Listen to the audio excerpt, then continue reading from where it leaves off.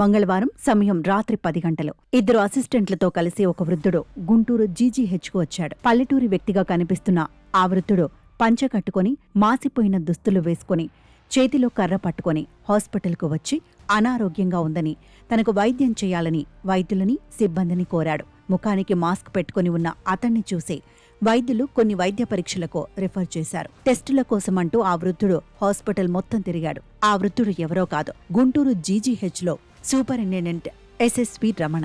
అధినేత సినిమాలో సీఎం జగపతిబాబు మారువేషంలో వెళ్లి హాస్పిటల్ను తనిఖీ చేసి అక్కడున్న వైద్యులకు వార్నింగ్ ఇస్తాడు. సేమ్ ఇప్పుడు అలాంటి సీనే రియల్గా జరిగింది. గత కొన్ని రోజులుగా జీజీహెచ్లో సమస్యలున్నాయంటూ ఫిర్యాదులు వస్తున్నాయి. రాత్రివేళ ఆర్ఎంఓలో వైద్యులు అందుబాటులో ఉండటం లేదని ఆరోపణలు వెల్లువెత్తాయి.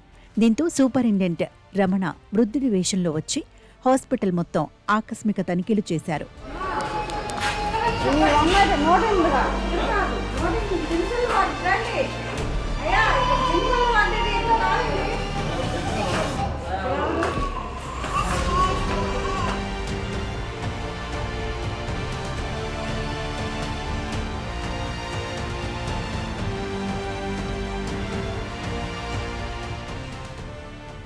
ఇద్దరు అసిస్టెంట్లను వెంటపెట్టుకుని జీజీహెచ్కు వచ్చారు. ఎవరూ గుర్తుపట్టకుండా ముఖానికి మాస్క్ వేసుకున్నారు. వైద్యులు సూచించినట్టుగా టెస్టుల కోసం వివిధ విభాగాలకు వెళ్లారు. ఆసుపత్రి వరండాలో కుక్కలు తిరగడం, ఐసీయూ దగ్గర సిబ్బంది చెప్తున్న సమాధానాలను ఆయన స్వయంగా విన్నారు. ఫార్మసీ దగ్గర పరిస్థితిని చూశారు. సుమారు గంట పైగా హాస్పిటల్ మొత్తం తిరిగి ఆకస్మిక తనిఖీలు చేశారు. తనిఖీల్లో ఆసుపత్రిలో కొన్ని లోపాలున్నట్లు ఆయన గుర్తించారు.